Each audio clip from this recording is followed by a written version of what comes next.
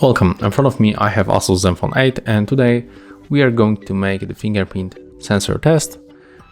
Sensor in the smartphone you can find built into the display and I linked this finger. Let's make a few tries and let's see how it works.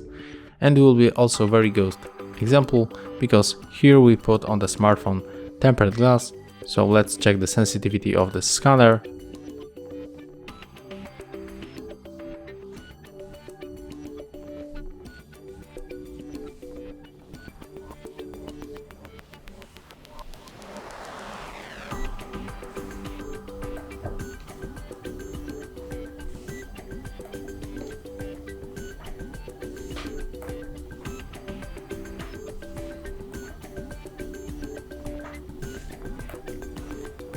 So as you can see, it recognizes our fingerprint every time, but to be honest, it doesn't work fast. It's a little bit slowly. It's a little bit slow. I use a lot of faster fingerprint sensors, like in Xiaomi Mi 11 or OnePlus 9 Pro.